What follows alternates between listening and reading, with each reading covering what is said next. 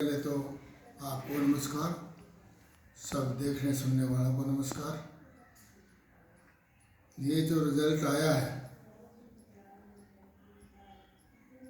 एक बहुत बड़ी व्यवस्था के और राजतांत्रिक व्यवस्था के खिलाफ, ऐसा समझिए कि पहाड़ से टक्कर मार करके और पहाड़ को तोड़ने का काम जनता ने किया है।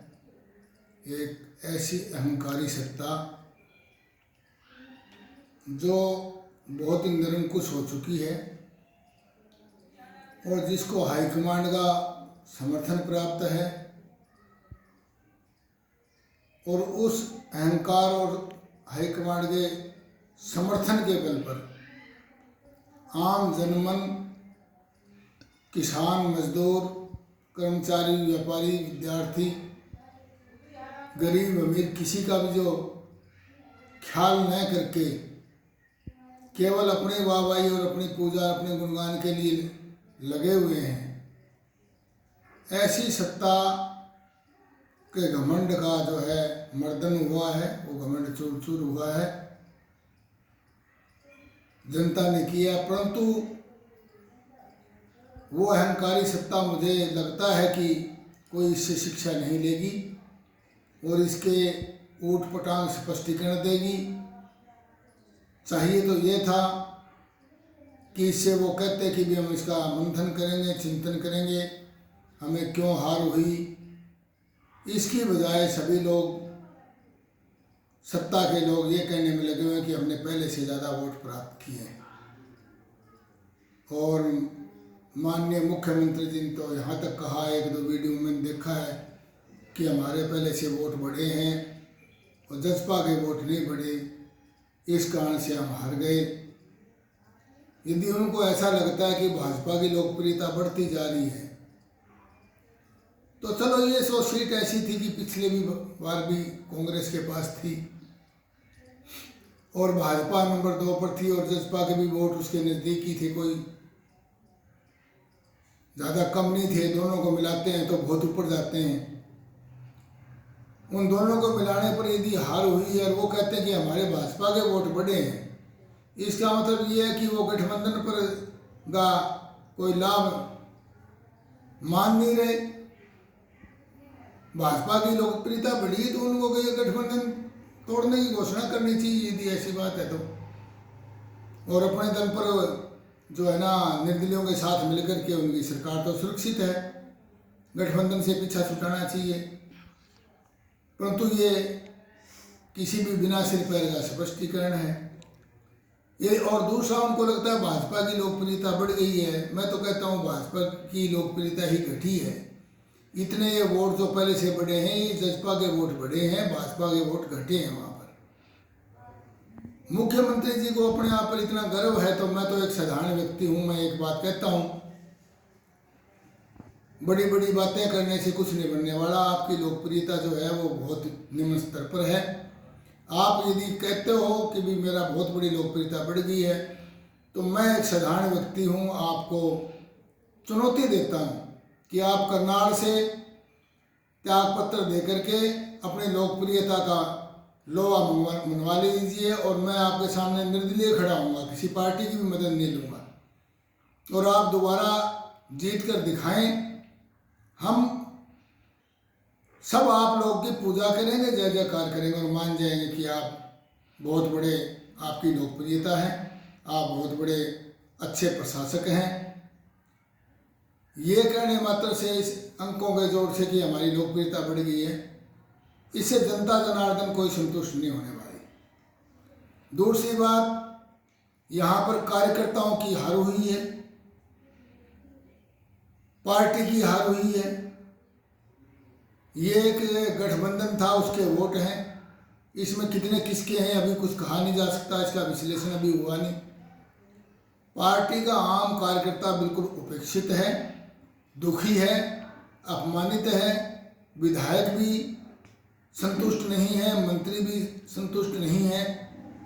केवल मात्र आप अपने अपने गुणगान करते जा रहे हैं और हमने कह दिया जो वर्मा की लिखी रेस वाक्य पर चल रहे हैं। तो आप अपना यदि आप इतने लोकप्रिय हैं और आपके बल पर सरकार चल रही है, भाजपा को आप इतने सर्वसीमा पर पहुंचा चुके हैं। पहले आप इस चुनाव में 40 सीट लेकर आए, पहले ज़्यादा थी, पिछली बार मोदी जी के थी, आपका तो नेतृत्व था ही नहीं। मोदी जी के नाम पर 6 सीटें आई थी और कुछ निर्दलीय भी आए थे भाजपा के समर्थन में। इस बार तो आपकी सीट भी 40 मोदी जी के समर्थन के बावजूद आई है और वो निर्दलीय जीते हैं जो भाजपा के विद्रोही थे। और फिर भी आप कहते हैं कि हमारी लोकप्रियता बढ़ रही है, जबकि आपने 1 साल की सरकार में कोई भी उपलब्धता इस बार प्राप्त नहीं की। लोकप्रियता कैसे बढ़ेगी? तो आपको ज़्यादा गर्व लोकप्रियता है, भाजपा बढ़ रही है, तो फिर आप रिस्क क्यों नहीं लेते? पूरे देश के अंदर भारत में कहीं चुनाव हो या उपचुनाव हो, भाजपा जीतती है। हरियाणा केवल एकमात्र ऐसा स्थान है जहाँ पर उपचुनाव में और 10,000 से ऊपर के मार्जिन से भाजपा हारी है। ये कौन सी लोकप्रियता है? मैं तो कहता हूँ यदि आप ऐसी लोकप्रियता करते हो तो एक दिन ऐसा आ जाएगा। मैं तो आज के दिन ये बात कहता हूँ, 40 में से 40 सीटों में से एक पर भी विजय नहीं होगी। और लिटमस टेस्ट करना तो आप एक केवल करनाल मात्र से ये टेस्ट कर लीजिए, करनाल से त्यागपत्र दीजिए और मैं आपके सामने खड़ा होता हूँ। मेरे को तो कोई जानता नहीं, आप बहुत बड़े लोकप्रिय मुख्यमंत्री हैं और यदि आप जीत जाते हैं, साधारण बहुमत से भी जीत जाते हैं, 1 वोट से भी जीत जाते हैं, तो मैं लोहा मान जाऊंगा, सारी हरियाणा की जनता लोहा मान जाएगी और कोई विपक्षी दल भी आपके खिलाफ बोलने का साहस नहीं कर पाएगा। मैं तो एक बिल्कुल अनजान व्यक्ति हूँ करनाल के लिए। आप तो बहुत लोकप्रिय हैं, 2 बार वहाँ से विधायक हो लिए और आप बहुत बड़े पदों पर रह लिए। मैं तो किसी पार्टी का कोई साधारण कार्यकर्ता भी नहीं, आज के दिन एक आम आदमी हूँ। आम आदमी से आप जीत के दिखा दीजिए, पता लग जाएगा। मैं आपसे निवेदन करता हूँ, आप शिक्षा लीजिए भाजपा को, क्योंकि मैंने भाजपा और संघ उस विचारधारा में 45 साल तक काम किया है और उसको मिट्टी में मिलते देख करके मुझे दुख होता है जी। उसको मिट्टी में मिलते हुए देखकर मुझे दुख होता है और आप गर्त में मिला रहे हो। आपको सब कार्यकर्ताओं के अंदर बदबू आ रही है। किसी के घर आप चाय नहीं पी सकते, किसी के घर आप खाना नहीं खा सकते, किसी को आप सहन नहीं करते, किसी को आप ये नहीं चाहते मेरे पास आए, और आप मुख्यमंत्री भी रहना चाहते हैं तो आप गुफा में चल जाइए। किसी से मिलना नहीं चाहते तो किसी और को दीजिए पद। फिर ऐसा है तो बोलने की आपको सभ्यता शिष्टाचार नहीं। आप अपने कैंडिडेट को जो है ना कुत्ते से तुलना करते हैं, आपको चुटकुला भी नहीं कहना आता। आपकी लोकप्रियता कैसे बढ़ी है ये तो समझाइए ना लोगों को। बड़ौदा में जो अभी उपचुनाव हुए हैं उसमें आपका भी काफ़ी सहयोग रहा, काफ़ी जनाधार रहा आपका। इससे ब्राह्मण समाज का क्या समर्थन रहा, इस बारे में आपकी क्या राय है? ऐसे है, मैं बार बार ये कहता रहा हूँ, मैं कोई ब्राह्मण समाज का ना नेता हूँ, ना ठेकेदार हूँ, ना कोई व्यक्ति, मैं एक सर्व समाज का व्यक्ति हूँ। परंतु भाजपा ने जो टिकट दी थी उसको जातिगत रंग दिया और उस जातिगत चुनाव बनाया था और योगेश्वर दत्त की जो जाति थी वो संयोग से ब्राह्मण थी, तो इसलिए उन वोटों का तो वहाँ ध्रुवीकरण करने का प्रयास हुआ ही था। हम गए वहाँ पर, मैंने मेरा प्रचार किया। मैंने तो दीपेंद्र को यहाँ पर बुला करके, दीपेंद्र मेरे यहाँ आए थे, आपको पता है 17 तारीख को, 17 अक्टूबर को मैंने उनको आशीर्वाद भी दिया है और समर्थन भी दिया है। मैं किसी पार्टी में नहीं जुड़ा हूँ, मैंने दीपेंद्र जी को व्यक्तिगत समर्थन दिया है। जो हमारा मान सम्मान करेगा हम उसको आशीर्वाद देंगे, जो हमें गालियाँ निकालेंगे उनको हमारे आशीर्वाद हमारे से तो मुँह से निकलेगा नहीं जी। ना होगा, बुरा चाहते ना भला चाहते, गालियाँ देता हो देके चला जाए, गर्दन काटने वाला गर्दन काटने नहीं कह के चला जाए। मैं तो ना तो बुरा मानता हूँ ना खुश होता हूँ, परंतु जो हमारा मान सम्मान करेगा, जो हमारे से आशीर्वचन लेगा, हमारी आत्मा खुश होकर उस आशीर्वचन देगी। तो मैंने दीपेंद्र हुड्डा को अपना आशीर्वाद दिया था व्यक्तिगत, इस ट्रस्ट की तरफ से लगा लो, मेरी तरफ से लगा लो, दधीची पुत्र की तरफ से लगा लो, तो मैंने उसको आशीर्वाद दे दिया। उसने कहा कि जी आप वहाँ पर बड़ौदा चुनाव में भी आओ आप। उनके बुलाने पर मैं गया था, मैं अपने आप कहीं नहीं गया। और जब मैं गया हूँ तो मैंने स्वाभाविक है उसका जो कैंडिडेट था, उसकी प्रतिष्ठा का जो सवाल था, उसका मैंने प्रयास करना ही था उसके लिए, तो मैंने वहाँ जी तौर प्रयास किया। मुझे प्रसन्नता है कि जो सरकार जातिगत रंग देना चाहती थी चुनाव को, वो चुनाव को जातिगत रंग देने का प्रयास तो बहुत हुआ, परंतु उसमें वो सफल नहीं हो पाए। हम ब्राह्मण समाज का ठीक है, क्योंकि वो जो कैंडिडेट था भाजपा का वो लोकल था वहाँ का और ब्राह्मण समाज से आता था। तो स्वाभाविक होता है भाई भतीजावाद, अपनापन, कुछ भी लगा लीजिए उसको, जातिवाद लगा लिए, कुछ लगा लिए, तो कुछ लोग तो ऐसे होते ही हैं। तो ऐसा लगता है कि 60% ब्राह्मणों का उसको समर्थन रहा है, क्योंकि हम फील्ड में भी घूमे थे तो ब्राह्मण समाज हमारी बात सुनने नहीं तैयार। हाँ, 40% हम समाज को, ब्राह्मण समाज को बिल्कुल संतुष्ट कर पाए और वो बिल्कुल कांग्रेस में गया है। और नॉन जाट में भी नॉन जाट वोट जो है वही मेरे मुताबिक जो है वो निर्णायक साबित हुए वहाँ पर। भविष्य में नॉन जाट वोट को पाड़ना चाहती थी भाजपा, अगर वो उतने फट नहीं पाए, और एक 20-25% जो है ना, मैं कहता हूँ 35% भी होता है, वो नॉन जाट वोट उधर कांग्रेस में सर्व जाति का वोट गया है, तब कांग्रेस का कैंडिडेट जीत पाया जी। ये इससे ये भी शिक्षा मिलती है कि जातिवाद के आधार के ऊपर कोई भी पार्टी हरियाणा में क्या किसी देश, अपने देश में कहीं पर भी सत्ता में नहीं आ पाएगी। कोरी जातिवाद, किसी एक जाति का विशेष का कहीं भी कैंडिडेट जीत नहीं पाता है जी। आप देखिए, बड़ौदा जाट बहुल सीट थी, 55% जाट वोट थे, परंतु केवल जाट वोटों के बेस के ऊपर तो भालू नहीं जीतता जी। उसको नॉन जाट के भी वोट प्राप्त हुए, नहीं तो 55% यदि एक तरफ हो जाए तो 45 क्या कर लेंगे जी। परंतु इस देश में ऐसा होता नहीं है, ऐसा इस तरह वोट नहीं होती है, वोटर व्यक्तित्व के ऊपर होती है। हुड्डा और खट्टर के अंदर चुनाव करना था लोगों ने जी। तो इसलिए वहां पर यही ध्रुवीकरण हुआ और यही हमने प्रचार किया। भाई आप तुलना कीजिए, ये दीपेंद्र हुड्डा एक तरफ जो है खट्टर है। भविष्य में अगर कांग्रेस पार्टी ये लगा के चलो चौधरी भूपेंद्र सिंह हुड्डा और दीपेंद्र हुड्डा जी आपको कांग्रेस के अंदर कोई अगर बड़ी जिम्मेवारी देते हैं तो उसके ऊपर आप क्या करेंगे?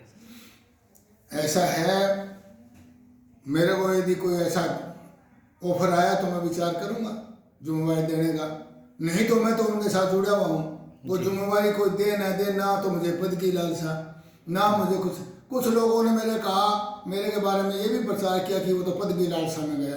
अरे सरकार को छोड़कर गए हैं हमें, और वो अपोजिशन में है जिनका दूर दूर तक भरोसा नहीं, 4 साल बाद दोबारा वो सत्ता में आएंगे कि नहीं आएंगे, अभी क्या कह सकते हैं जी।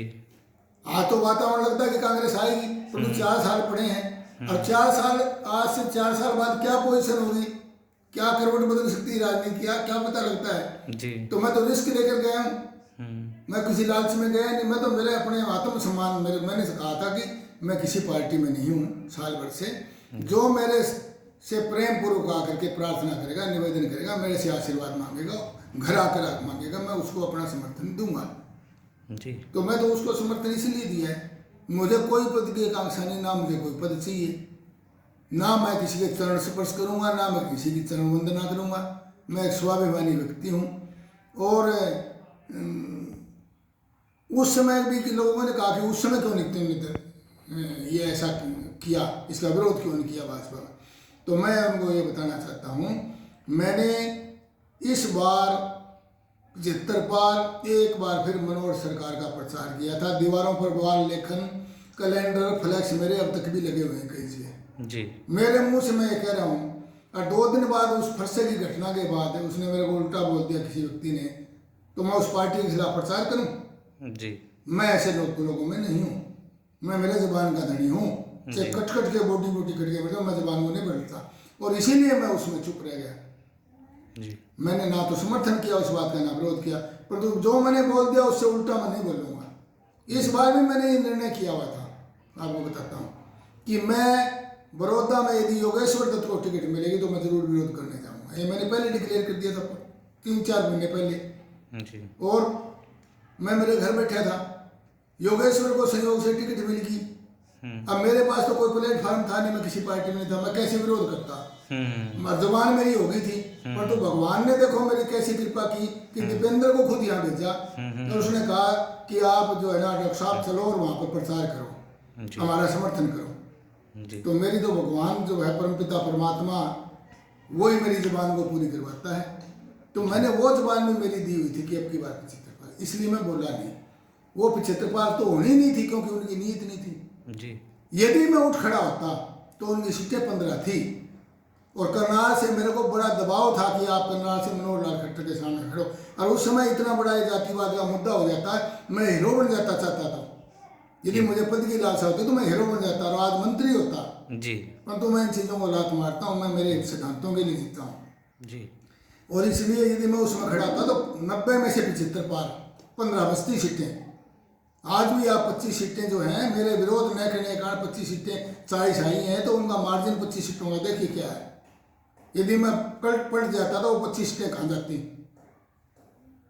और आगे भी मैं बता रहा हूँ, आगे 40 मुझे तो लगता नहीं कि आज के दिन कोई एक सीधी सीट है, और इसकी टेस्ट करनी है तो मुख्यमंत्री जी कर ले, करनाल से पता लग जाएगा।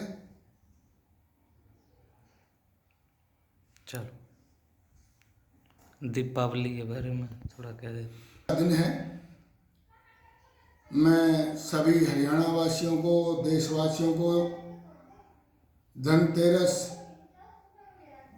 यम चतुर्दशी कल और दिवाली और सहित ये 5 त्यौहार होते हैं, भैया दूज और गोवर्धन पूजा, इन 5 पवित्र दिवसों की सबको बहुत बहुत शुभकामनाएं देता हूँ। भगवान परमपिता परमात्मा से प्रार्थना करता हूँ कि सब लोग सर्वे भवन्तु सुखिनः सर्वे सन्तु निरामया, सब लोग खुश हों, प्रसन्न रहें और धन धान से संपूर्ण हों, दिन दूनी रात चौगुनी तरक्की करें, सबका भविष्य उज्ज्वल हो, सब सुखी हों। सबको बहुत बहुत शुभकामनाएं।